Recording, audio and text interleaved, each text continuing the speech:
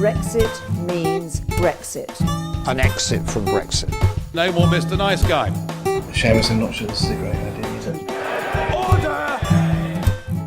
Hello and welcome to Debated Podcast. So, as usual, I'm Conrad.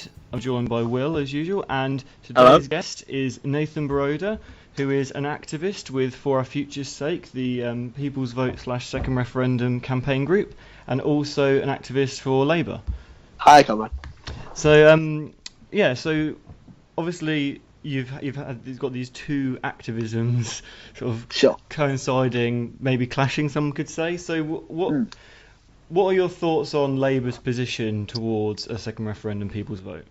Sure. I mean, whichever perspective you come from in the Labour Party, if you want, a left-wing exit, if you think that's possible, or you think that you don't want it, but you think that the referendum should be respected on the terms of the government's deal or whatever terms, or like me, you want a final say on the deal. Labour's position is clearly too ambiguous at the moment. It's not clear enough. So my view is obviously we can't pivot to a more Brexit position, not that we would want to, but equally that pitch is already full with the Brexit Party, with the Tory Party. So we need to be a full-on Remain party.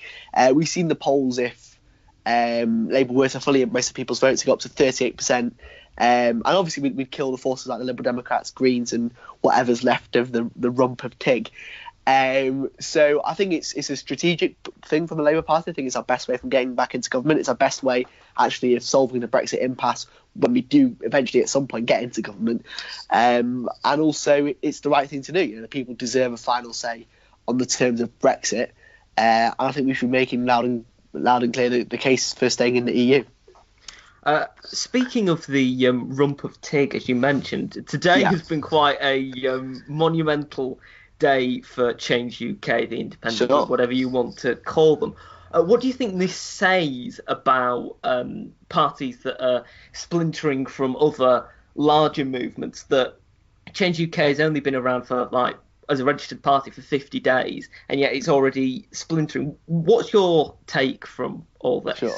I mean, it's Life of Brian stuff, isn't it? People's Front of Judea. I mean, it's an absolute shambles from start to finish, really. I feel sorry, I've got a lot of time for Luciana Berger, and I feel sorry for her because she deserves a lot better than this. But I mean, it shows the issue of egos. People like Chuck Owen and Chris Leslie, Mike Gapes. These egos in politics who are all, well, not that much style in Gapes' case, but no substance. And it's a big issue that there is no substance behind these people. It's all about an ideology which is about triangulation and things that aren't necessary and aren't required in the current political climate. And the fact that they've gone and attacked the Labour Party and it's failed says a lot about the robustness of us as a socialist force, as a social democratic force in British politics. Yeah, because I mean, the whole sort of Change UK TIG saga, I think it's been quite interesting because when it first sort of set up and it was sort of framed around sort of Corbyn's the problem, the anti-Semitism problem in Labour, all that stuff, and you've also got his hard left economics, and also his views on Europe, but that was one of many things that they had problems with Labour with. Sure. Yes. And they immediately did quite well in the polls. They had them on like 11-12%, which is not bad for a brand new party. But I think the change sort of came when they accepted Heidi Allen, Anna Soubry, and Sarah Wollaston. That seemed to be the moment for me when it seemed to have less of a cohesive ideology of just being sort of an anti-Labour centre-left thing. Just became this wishy-washy sort of centrist thing. Would you agree with that diagnosis? I think it definitely started. I think its main issue, is that the Liberal Democrats still exist. I don't think they can really compete for the same voters. So that's an issue from the start. Obviously, the changing of a name didn't help. It confused people, and they didn't really have a message. They couldn't cope with being a small, new party in the same way that the Brexit Party. It's not a party I agree with, but they were successful. They were able to do that, and TIG sort of Change UK took that for granted. I think that's the origins. I think certainly it lost a lot of credibility amongst sort of the centre left by allowing Anna Soubry, and it's someone who generally supports Thatcherite economics and is is certainly on the right of the country in a way that Sarah Wollaston and Hayley Allen were less so. It lost a lot of credibility in that, but actually it's sort of confused message and it's clashed with the Liberal Democrats for me, the sources of its collapse. And of course, Anna Soubry is now their new leader. Yeah. You talked a moment ago about competing for the same group of voters. I wondered, obviously you're campaigning for Labour to become a much stronger Remain party. If Labour did become a party that supported a people's vote, unequivocally, how do you think Labour would then be able to get voters who have perhaps moved on this issue to the Liberal Democrats back to Labour? I mean, what is the sort of process that would be involved there? It's a good question. I think, look, it's about making the case that the only way for stopping a hard Brexit, a Tory Brexit, or one in any form is by voting for Labour.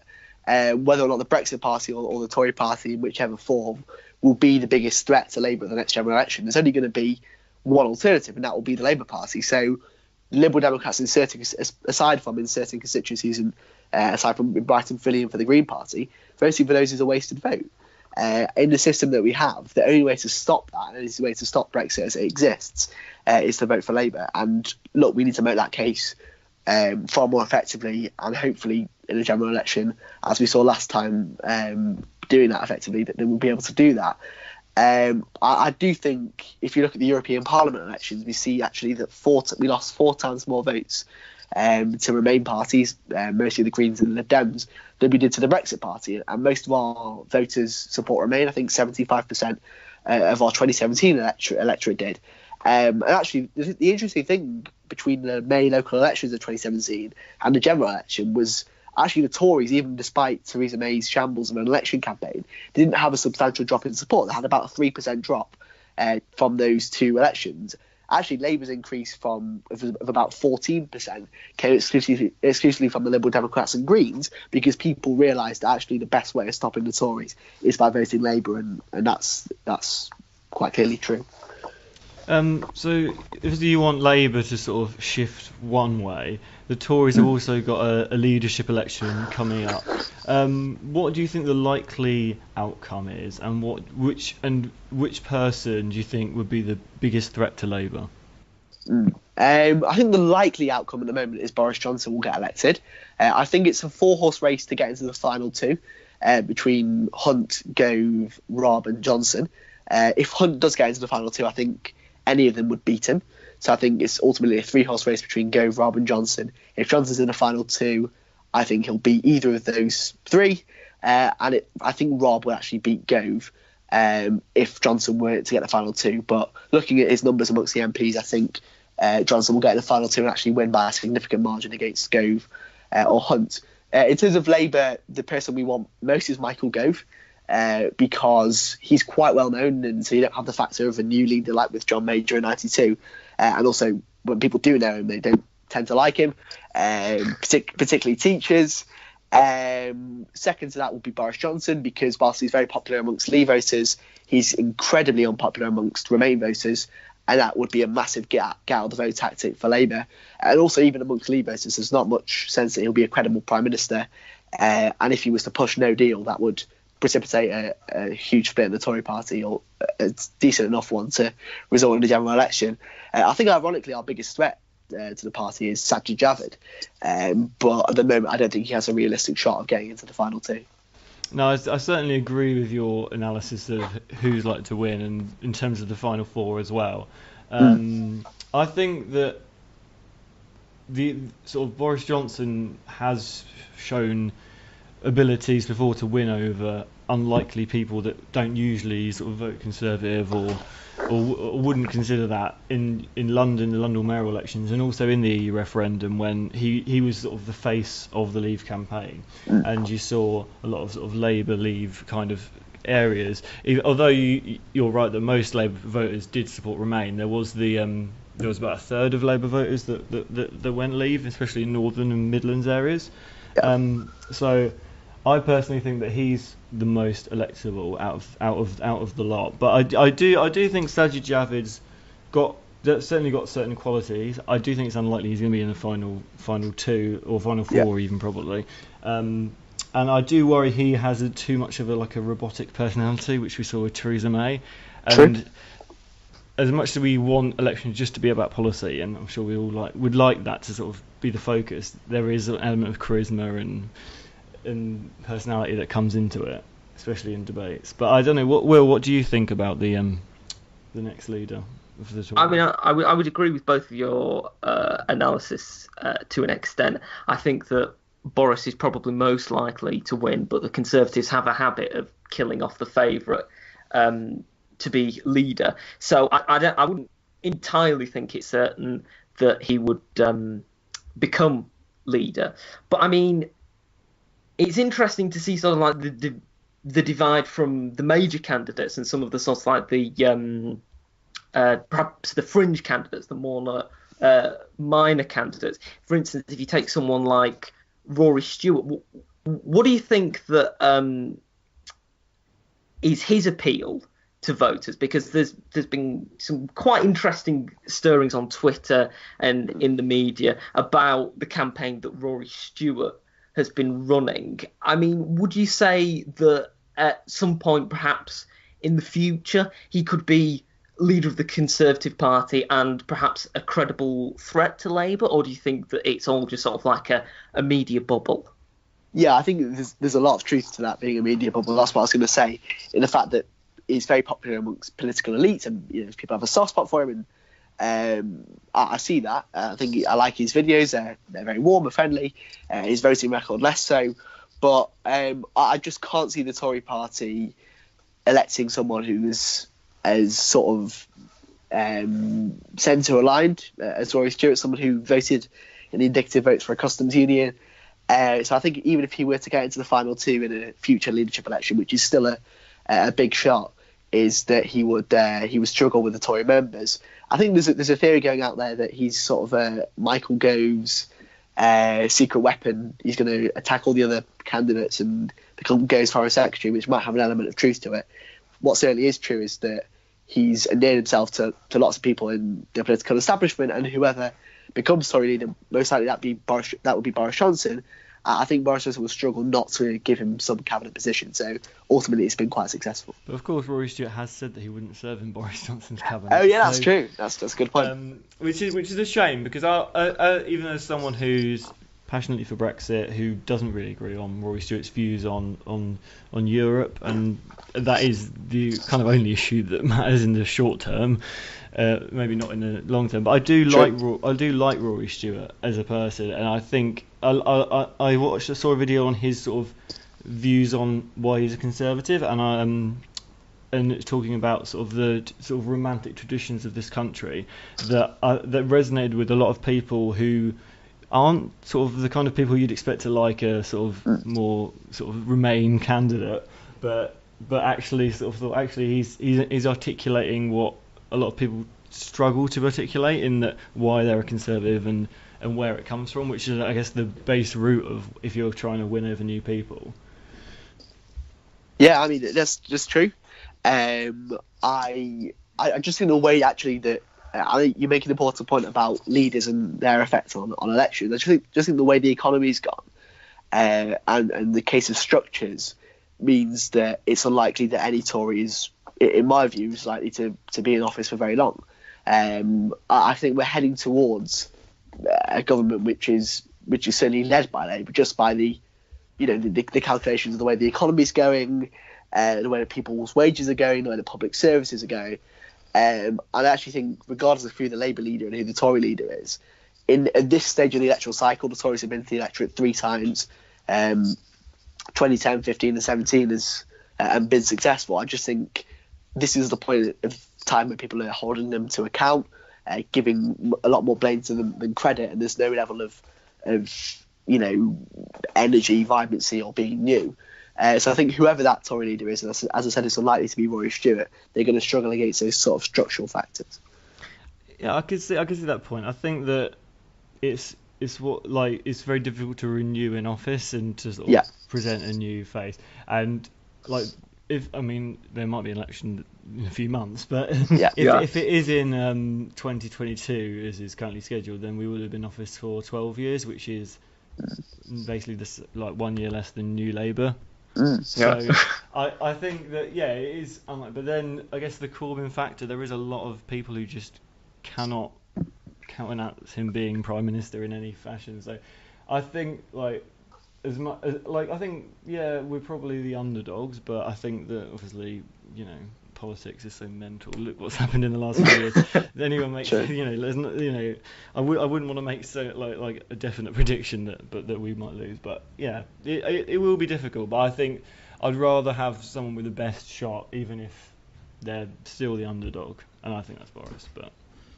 But do you not think he's alienated too many Remain voters? I think he's alienated Remain voters. I honestly think that those voters aren't coming back for a generation anyway. So we're better off focusing on as you were saying, that with Labour alienating Leave voters isn't so much of a big deal, because you want to focus on all the much more voters that you've lost to the Lib Dems. I see it in the reverse of the Tories, in that we have lost a few to Lib Dems, but we've lost way more to the Brexit Party, and that is where I'd rather get people back from. I mean, my view is essentially that I don't think Boris Johnson will deliver a negotiated form of Brexit, because that goes against the contradictory nature, in my view, of the referendum mandate. But equally, if he tries to go for no deal, then Parliament will stop that, because it only needs. There's this Institute for Government report that people are quoting, but what it sort of doesn't give enough credence to is the fact that Parliament, if there's going to be any no deal legislation, which there inevitably would have to be on immigration and customs and trade, and there'll have to be about 50 bills, is Parliament will be able to stop any of them. So that's the dilemma for Johnson, is that either he goes for a negotiated form, and look, there isn't a negotiated form in my view that Boris would go for, because of the contradictory nature of the referendum mandate, or he goes for no deal and Parliament stops him, and we head towards a general election. But with regard to your point about Johnson just going for Brexit voters, it's very difficult to build a sustainable coalition just going for one side of the referendum debate. So my view is that Labour has to Remain, because it's the right thing to do. It's the best electoral calculation. But also, again, something again that is the best electoral calculation and the right thing to do is to be actively anti-austerity, and to be going into the communities that voted to leave and saying, look, most of you, lots of these communities, former mining communities, have been left behind. We need massive investment in these areas, and stopping Brexit is just one part of a radical plan to do so. So we need to attract Leave voters with our economic agenda and actually shift the debate to the economy, whilst also saying, look, the British people are going to have a final say. I think one of the most important things regarding Brexit and whether there is a negotiated outcome or not will be trade. Now, of course, over the past couple of days in Britain, we've had a certain visitor who has been hosted by the Queen and the Prime Minister. I wondered, what was your initial reaction to Trump's state visit? I mean, how did you feel about it? Did you think it was a positive thing, or did you feel that it was something that besmirched the British people and perhaps would harm the way that the Conservative Party is viewed by them? I won't surprise you to say the latter, although I'm not sure people seeing the Conservative Party in negative terms is necessarily a bad thing. Certainly not to me. But look, as people keep rightly saying, and this is almost a soundbite amongst people who oppose a visit, is a state visit is a privilege, and very few presidents get it in their first terms, never mind in his second or third year as president. Look, people are often cite state visits of other foreign leaders with terrible human rights records, and I agree they shouldn't have been invited on a state visit. And I made that case, I remember at the time in 2015 with Xi Jinping. Equally, and this is not whataboutery by any means, they don't tend to be leaders of the free world, and Donald Trump does. I have no problem with people sitting down with him and discussing the policy issues. However, a state visit is an entirely different exception. I don't think should have been offered to Donald Trump. You might be surprised to find out I disagree. So I think that you're right that obviously state visit is different from just president visiting. I think we've seen a lot of sort of the same kind of outrage when he's visited in the past. I think this is more about people not liking Trump as a person, which is perfectly understandable. You know, he's a controversial figure, but he not only is he representing one of our biggest allies, biggest trading partners, biggest security partners, and is sort of we should have a respect for the office, if not the man who's currently sitting in there, but also. He's come over for the 75th anniversary of D-Day, which is obviously a very big event, and it's a time to sort of remember those sort of past links that we've had and try and build stuff for the future. And I think a state visit is a good time to sort of coincide with that, and it's not necessarily as political as a meeting, because it's more about the sort of royalty and all that kind of thing. But yeah, no, I think that I think it's a good idea to have Trump come, and it's Theresa May's sort of last hurrah, I guess, as she makes her farewells. But no, I think that it will help build sort of relations in the future, and which we need, because America is our biggest ally. Yeah, I mean, look, America. I'm not going to demean the special relationship. I do think it's our biggest ally. It was interesting that a few of the past foreign secretaries came together in an article and asked, what's the most important thing for British foreign policy? And they said our relationship with America. And look, I get that. The issue there is that I feel like we're giving too much to America in letting Trump have this state visit, which he clearly uses as an honour, and I'm sure rightly so. But we're not actually going to get anything back from it. And the reason for that is particularly focused on trade, because the current deal, which is the only deal on the table, actually, there's only one negotiated exit, and that includes a backstop, means we're not going to be able to have customs deals, have free trade deals, with third parties, and that would include America. Equally, if we were to leave with no deal, which is a way in which we would be able to negotiate free trade deals, and I think it would be odd to negotiate on WTO terms with our closest ally, but that's not the point. That would lead to a hard border, and would mean that Congress, with those deep Irish relations and Democrat majority, would reject that. So, look, it's a very complicated scenario, but equally, I think the point that needs making even more is, do we even want this trade deal with America? It would be far better to negotiate it with the EU, looking very, very different to what TTIP was, and I was very opposed to TTIP.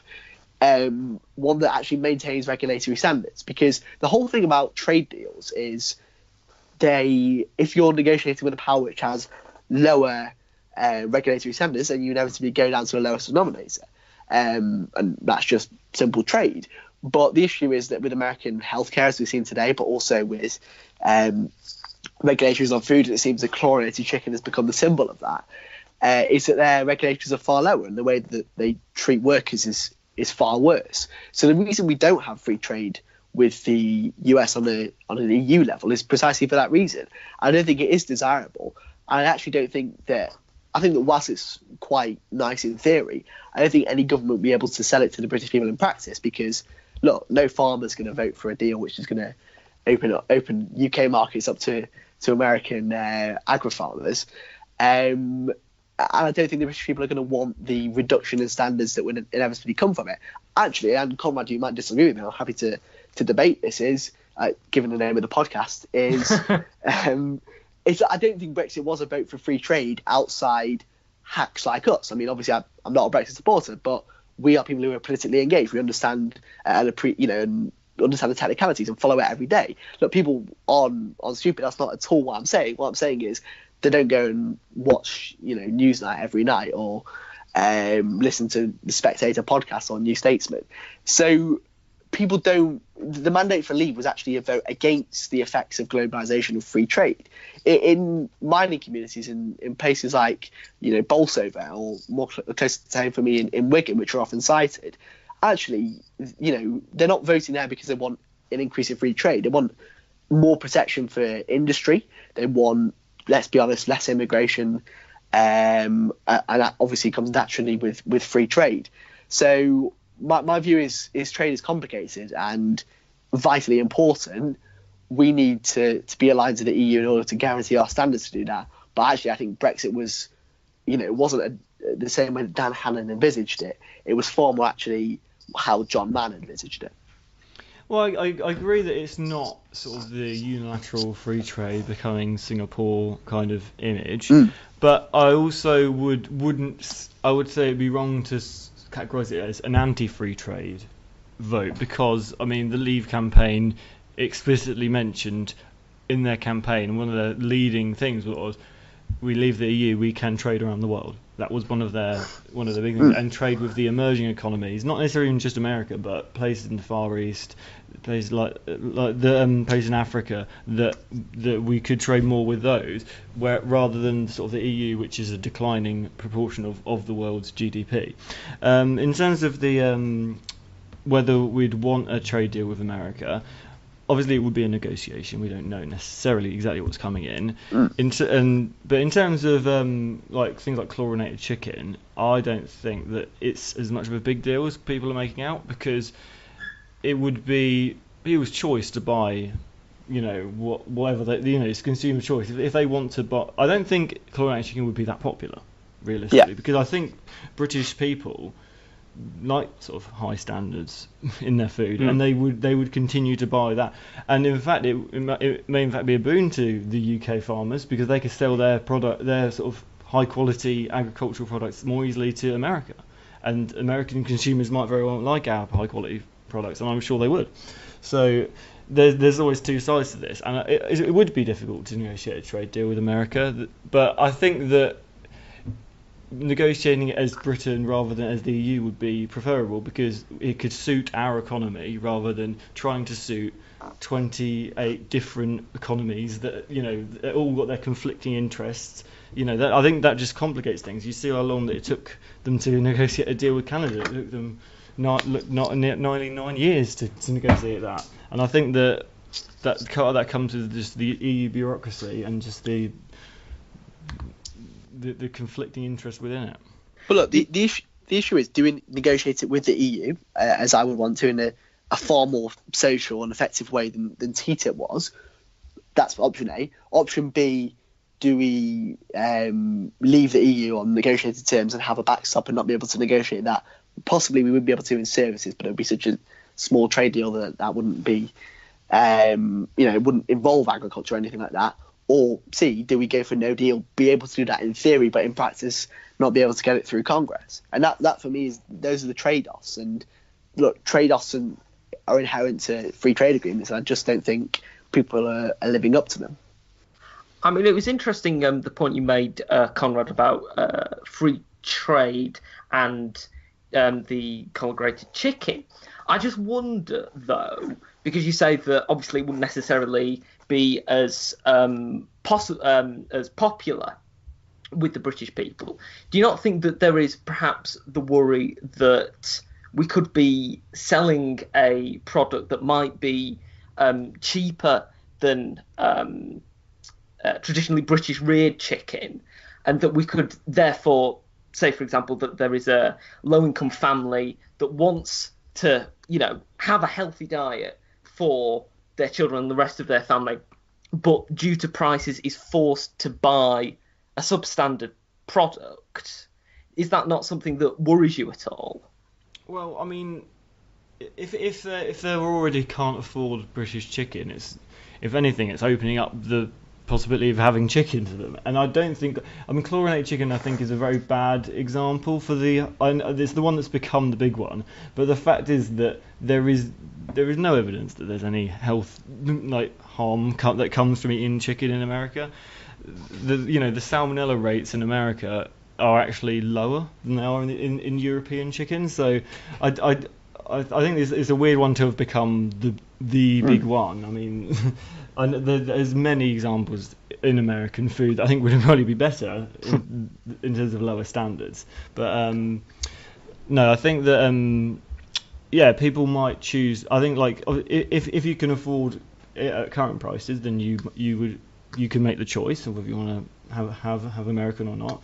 And if you can't, then it's just adding the choice of American rather than not at all. I mean, I'd like people to be able to not be that poor, and hopefully, tax cuts and things will come in. Well, what, through this parliament? Well, maybe after the big general election win with Boris Johnson. I think you're being a bit optimistic there. Are you picturing that Jeb Bush meme with Boris and a map of the UK sweeping in blue?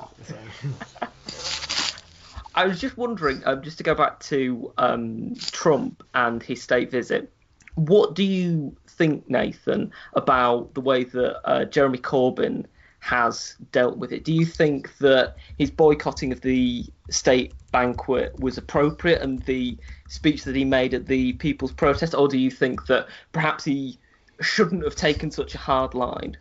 No, I think Jeremy's got this spot on. I think it's certainly the right position.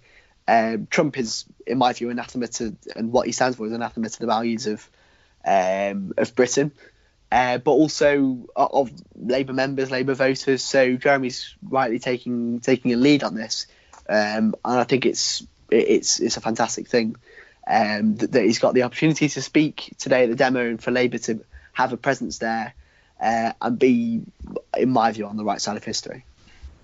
We're coming to the end of the podcast now, but we've been talking a lot about Europe. Did you watch the Champions League final? I did. And I assume, as an Arsenal fan, you were quite happy about it? I was delighted. Less so with Wednesday night, but it was fantastic Saturday night to see Spurs lose. And I'm sure in that you and Jeremy Corbyn are united. Absolutely, yeah. Except not David Lammy though. No. Anyway, thank you for joining us today. It's been a great discussion. And it's been a pleasure. We'd love to have you on again at some point if you'd be willing. Of course. So thanks everyone for listening. You can check out our Twitter, Debated Podcast, or if you want to email in, thedebatedpodcast@gmail.com. And we're also on Facebook, and you can listen on iTunes, Podbean, and all those things. I'm sure you know if you're listening to this. Hopefully. Yeah, fingers crossed. So thank you everyone for listening, and we'll see you next week.